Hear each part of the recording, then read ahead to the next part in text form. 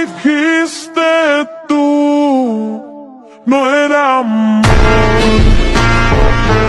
¿Qué dijiste tú, no era amor. ¿Qué dijiste tú, no era amor. ¿Qué dijiste tú, no era amor. Pois é, meus amigos, se antes ainda restavam dúvidas de que as elites mundiais são compostas ou por jacks, ou por satanistas, ou pela mescla dos dois, os arquivos de Jeffinho e sua ilha mágica agora já não deixam nenhuma dúvida.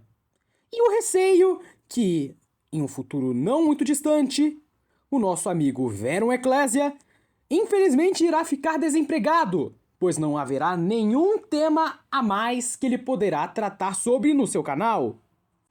E veja bem, tanto a direita do establishment quanto a esquerda do establishment estão envolvidas no arquivo de Epstein. Tanto Donald Trump e Steve Bannon, quanto Bill Gates e Bill Clinton estão nos arquivos de Epstein.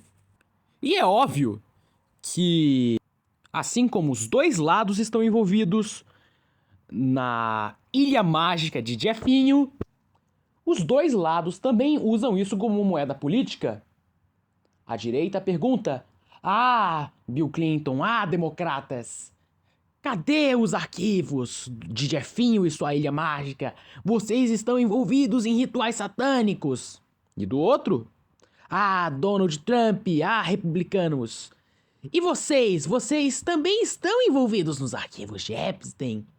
Vocês estão envolvidos com a ilha aonde ocorriam casos inaceitáveis de abuso contra meninas menores de idade.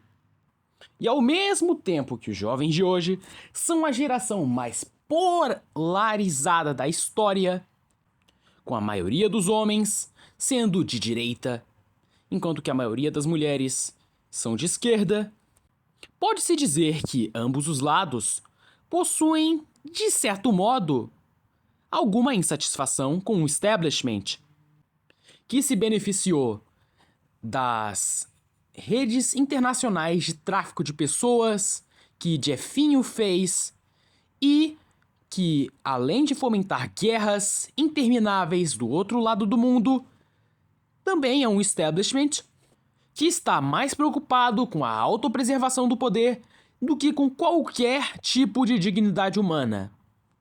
Mas antes que você arruine sua vida ao chamar a aluna de humanas, de cabelo colorido, toda alternativazinha, que escuta Billie Eilish no Spotify e que é toda esquerdista, para sair, haja visto que vocês aparentemente possuem o mesmo inimigo, eu irei estragar o seu prazer, pois hoje nós iremos explorar o conceito de catedral e iremos responder uma pergunta muito incessante para todos nós: quem realmente controla o Ocidente atual?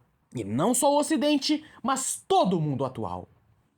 Se você assistiu os meus vídeos passados, e em especial o vídeo onde eu falo sobre esta aberração que vocês chamam de democracia, você deve saber que uma sociedade sem elites é impossível, nunca existiu e nunca irá existir, pois o verdadeiro poder não está nas mãos daqueles que são maioria, mas daqueles que têm mais dinheiro, instrução e estratégia a longo prazo, mesmo que sejam uma minoria.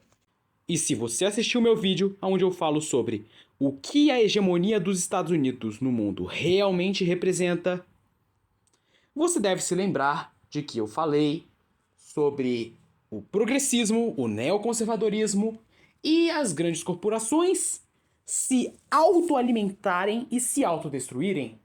A pós-modernidade, ela se autodestrói e se autoalimenta. E como que isso está relacionado com aquilo que eu disse sobre as elites serem inevitáveis? Bem, É aí que eu entro com o conceito de a catedral, criado por Curtis Yarvin, fundador do neorreacionarismo, ideologia que eu acho bem mais ou menos, mas que possui alguns pontos positivos e algumas ideias interessantes, como o próprio conceito de a catedral. Tal termo, a catedral, é usado principalmente pelo fato de que, na Idade Média, a casta dos sacerdotes governava tudo. Escolas, hospitais, universidades, tudo pertencia à instituição religiosa. Tudo pertencia à igreja. E detalhe, eu não estou dizendo que isso é ruim não, ok? Mas enfim. Hoje em dia, você também possui uma certa hegemonia cultural. Assim como você tinha na Idade Média. Todavia, se na Idade Média esta hegemonia cultural era exercida pelo cristianismo e, em particular, pelo catolicismo, hoje em dia esta hegemonia cultural é exercida pela nova esquerda, isto é, pelo feminismo, pelas pautas de teoria racial crítica, pela lenda negra anti-lusitana e anti-hispânica aqui na América Latina, pelo secularismo e, é claro, pela revolução sexual.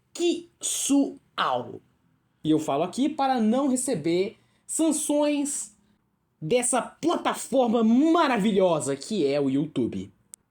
Isso acontece porque toda sociedade possui a sua hegemonia cultural, em toda a história humana, na verdade. E a analogia que o Curtis Yarvin tentou fazer é de que, assim como na Idade Média, a hegemonia cultural era controlada pela Igreja Católica no Ocidente e pela Igreja Ortodoxa no Oriente, no mundo moderno, a hegemonia cultural é controlada pela mídia, pela academia e, é claro, pela classe política. E por isso ele chama tal infraestrutura de catedral. E sim, é uma alegoria bastante infeliz, já visto que uma servia para proteger a tradição cristã e a outra serve para destruir ela. Mas é uma analogia válida se você considerar que o Curtis Yarvin é ateu. Porém, se tem uma coisa que não só ele, mas todos os neorreacionários, por serem frutos do libertarianismo, não conseguiram entender, é que a catedral não é formada única e exclusivamente pela academia, pela mídia e pela classe política.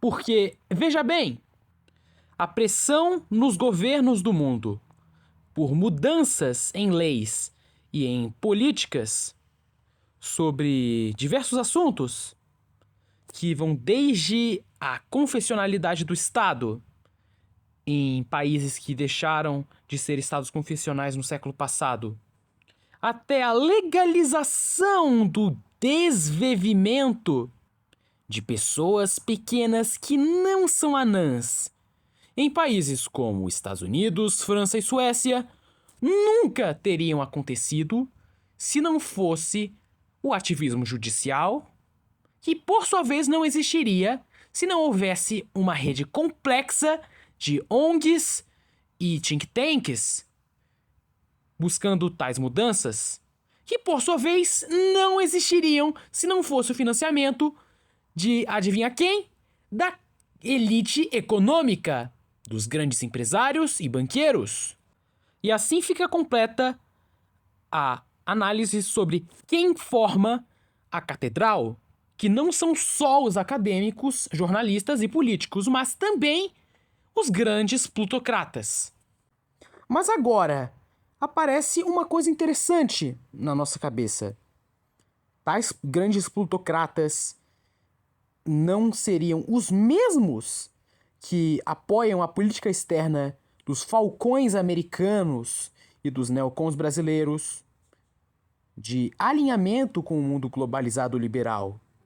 E a política econômica de governo pequeno, privatizações e baixas tarifas alfandegárias, que políticos como Marcelo Freixo aqui no Brasil e Zoran Mandani lá nos Estados Unidos dizem tanto odiar, E de certo modo eles de fato odeiam, mas não suspeitam de uma coisa que está meio óbvia.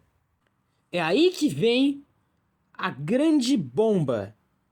O progressismo cultural, a política externa atlantista e intervencionista e o neoliberalismo econômico são, em última análise, farinha do mesmo saco e servem aos interesses de uma mesma elite governante atual que pode ser chamada tanto de catedral quanto de gerontocracia vampírica. Os financiadores de pautas ESG e de ativismo progressista radical são, em grande parte, os mesmos financiadores do lobby sionista, que, por sua vez, estão sempre de conchavo com o FMI, com o Banco Mundial e com o Fórum Econômico Mundial. Ou seja, enquanto que o esquerdista médio pensa estar lutando contra o sistema, ele está, na prática, servindo ao sistema. Pois o que é mais perigoso para uma elite burocrática gerencial? Uma sociedade unida, orgulhosa de seu passado e com valores morais e culturais claros, ou uma sociedade atomizada, vira-lata e completamente desconectada de sua religião tradicional. Vamos colocar como exemplo perfeito disso o catolicismo. É óbvio que uma sociedade liberal barra progressista é, inegavelmente, muito mais beneficiante a tais elites do que uma sociedade tradicional. E agora que eu vou mostrar a faceta mais tirânica, digamos assim, da catedral. Porque existe uma coisa chamada janela de Overton. E o que é a janela de Overton? É o limite de ideias que são aceitas socialmente. E até aí não tem nenhum problema. Toda a sociedade na história humana teve a sua, entre aspas, janela de Overton.